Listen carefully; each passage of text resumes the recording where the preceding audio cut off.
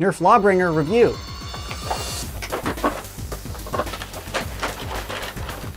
Included is the blaster, a few darts, and the instructions. As you can see on my mangled box, this does not indicate In-Strike or Elite, but it does say Doomlands. This is an early release blaster, and this is actually an Australian spec blaster indicated by the gray trigger, so keep that in mind on the performance. But I'll go over the externals, show you it firing, and then give you my opinion. Starting from the front, it does not have an In-Strike attachment nozzle, so you cannot put on barrel extensions. It does have a top iron sight, 2 tactical rails on the top. Underneath it has a nice little handhold, but no tack rails. This guy is a cylinder. It holds 12 darts, which is a very high capacity for a cylinder. It is fixed in the blaster. You don't push a button for it to eject or anything. You load while it's in there. But you can rotate it freely like this to load. Moving back, the orange thing here is the priming handle. To prime, you pull down. Now you're cocked, ready to go. The prime is just like a hammer shot. It feels the same. The trigger is also just like a hammer shot or any other spring trigger. No complaints. The handle is a little weird. The angle is very steep, so on a long gun or a rifle like this, it feels a little unusual. But there's definitely enough space for a large hand or a small hand to fit. Feels a little weird, but it's not uncomfortable, so hopefully that's clear. Moving back to the stock, there's a top sling mount up here, and then you can hold 6 darts on either side, so 12 total. And that 12 corresponds with the 12 round capacity, so you can just reload. The length of the stock is very small. It feels sort of like a retaliator where you really realistically would not fire the blaster like this, but with a blaster like this, you're going to be shooting from the hip like this all day long anyways. And I do want to note externally that is clear, so when the trigger mech is working, you can see it all operate, which is very cool. That's it for the externals. To load, you just place darts into the cylinder. Again, this does not pop out of the blaster, but you can rotate it freely inside. It holds 12 darts, then you're ready to go.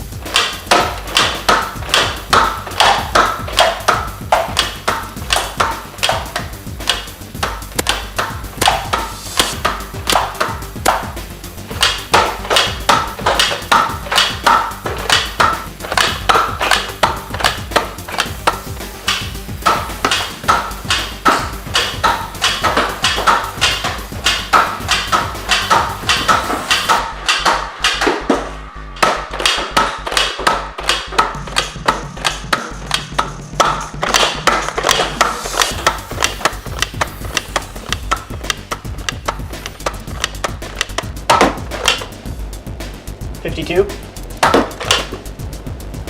Duplicate 52. 51. 47. Duplicate 47 feet per second. So the velocity is very low, but that's because it's an Australian spec blaster. In Australia, they have blasters that are a whole lot softer than everywhere else. I'll make another video on that to explain it more in depth, but just note that the gray trigger indicates that it's an Aussie spec blaster. If you want to wait for this blaster in your own country with an orange trigger, I assume it'll be orange. That should be up to 70 feet per second. But the velocity readings on this Aussie spec blaster are very low. Velocity aside, it performs really well. It's really comfortable to shoot. It shoots pretty fast, rate of fire wise. It has a decent capacity at 12 rounds. For a non-magazine fed blaster, this is as war practical as you can get. I have a personal bias to magazines because I like mags. You can very quickly switch into preloaded magazines, but if you're the type to just run a big dump pouch of ammo, it's actually faster to reload a cylinder than to reload an empty magazine and then reinsert that magazine. So overall opinion of the Lawbringer is very high. I personally don't like cylinder blasters, but I love the Lawbringer. It's a whole lot of fun to use. 12 rounds is a usable capacity. Sure, magazines will carry more,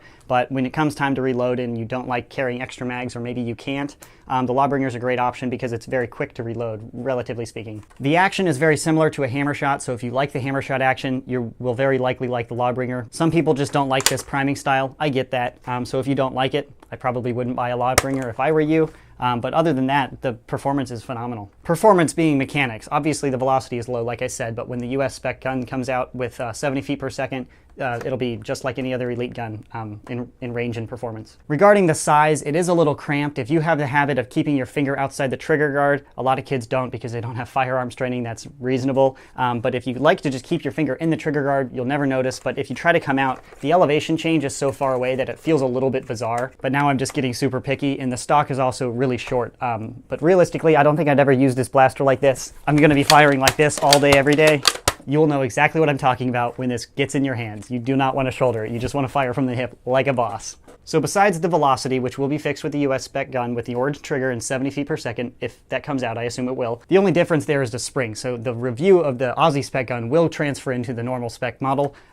So overall, very happy with the Lawbringer. That is my review and opinion of the Lawbringer. When I have a purchase link, I will put it in the description box below. Thanks for watching.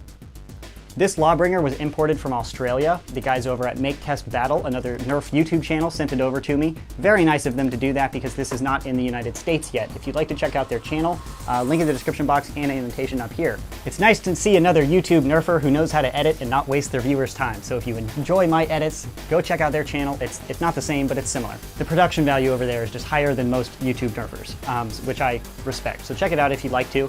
Big thanks to them for sending me over the Lawbringer. Thanks for watching.